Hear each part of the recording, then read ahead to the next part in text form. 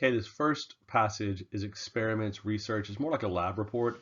Remember, you want to think about these like you're supervising someone at a playground.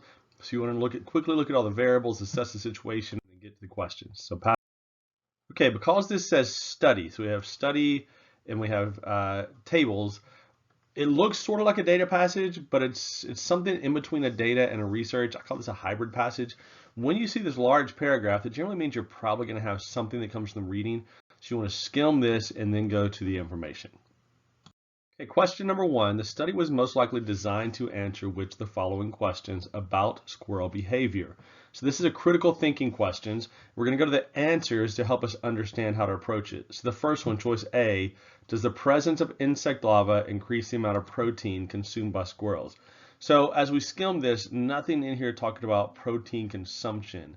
So we're going to say that one's probably not true. It's not even mentioned, so that one's not it. Are squirrels more likely to reject acorns that are infested or acorns that are shelled? So this one is a possibility because we have shelled and infested acorns, and are they eating them, not eating them, percent of acorns eaten or cached? So that's a maybe. Let's look at the next one.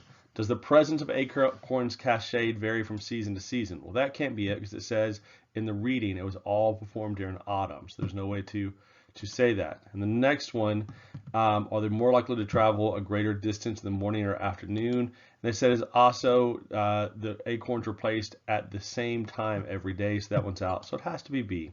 Which, if you knew that answer before you process of eliminated all of them, you answer that and move on. It's a timed test, and you often don't have time to process and eliminate everything. Untimed test, yes, go through every question. But a time test, you may not have that luxury. Which of the following factors was held constant during the study? Which thing did not change? So we're going to process of eliminate. Percent of acorns that were cached. So we can go up and say, well, how many acorns were cached? And we have the red oak, the infested oak, shelled oak. Those numbers are all different, so that one's not correct. The time of day scientists began placing acorns. Well, it says beginning at the same time each morning. So the time of day is constant. So our answer has to be G. But the order in which the acorns were present is process eliminate. They were the order in which acorns were present was random. The distance the squirrels traveled before eating them, that all changes. So it has to be G. Again, if you have time, process of eliminate all of them. But in a time test, if you got the answer to G and you're pretty confident, select it and move on. Which of the following statements about pin oak acorns is consistent with the result of the study? So we see pin oak in table 1. So let's look at our answers. Shelled pin oak acorns were eaten more frequently than infested pin oak acorns. So we're going to find the eaten column and do infested and shelled. And shelled pin oak, 64, infested 68. So shelled pin oak acorns were not eaten more frequently. So choice A is out. B, shelled pin oak acorns were rejected less frequently than undamaged pin oak acorns. So we have shelled pin oak acorns, undamaged. So the shelled pin oak acorns were rejected at 16% of the time. That is not less frequently, so choice B is out. Undamaged pin oak acorns and infested pin oak acorns were cached 24% of the time. So 24 and 24, that would be correct. So choice C would be correct. If we look at choice D, undamaged pin oak acorns were cached 64% of the time. We don't see that, so we get choice C as the answer. D is out. According to table 2, before eating shelled red oak acorns, the squirrels traveled an average distance of. So table 2, shelled red oak and eating, so 15, J. Which of the following statements comparing the distances squirrels travel before eating infested acorns to the distances they travel before caching infested acorns is supported by the results in table 2? On average, the distances traveled before. So we're going to read that sentence along with the answers. So we're looking at table 2. I'm actually going to start with choice C and D because they say white oak acorns. If you look in table 2, it's only red oak acorns. So C and D are out. Always pay attention to the minor details. Now, the next one, let's look at choice A. On average, the distance traveled before eating was further than the distance traveled before caching for infested red oak acorns. So eating is 20.2, caching is 12.5.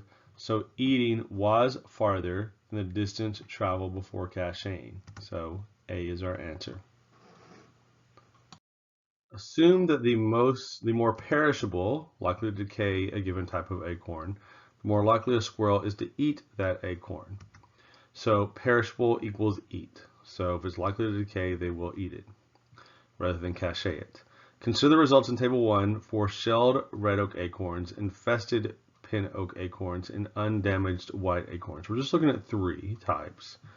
Based on these results, what is the order of these 3 acorn types from most perishable to least perishable? So we want most eaten to least eaten because that coincides with perishable.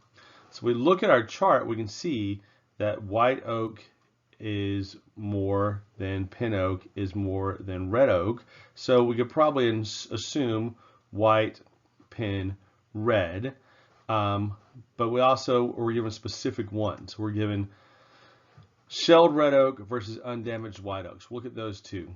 Undamaged white is 88, shelled is 60, so now we can eliminate F and G. Now if we want to be sure, we can go shelled red oak, infested pin oak. So shelled red oak is 60, infested is 68, so your answer has to be J. You probably could have gotten that a lot quicker and just said J because it's going to be white oak, pin oak, red oak. Time test, you might have to do that, but process of elimination, make sure you get the correct answer should you have time.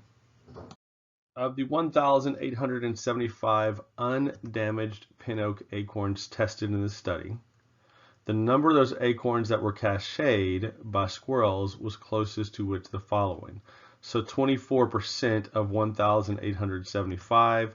We could do that, but generally you can get close enough. So I'm going to do 25% of 2,000, which is about 500, which gives me B. And if you do this on a calculator, 1,875 times 0.24, or you can do that in your head maybe, you'll get 475. But you know it's going to be bigger than 225, and you know it's going to be less than 500, so it has to be B.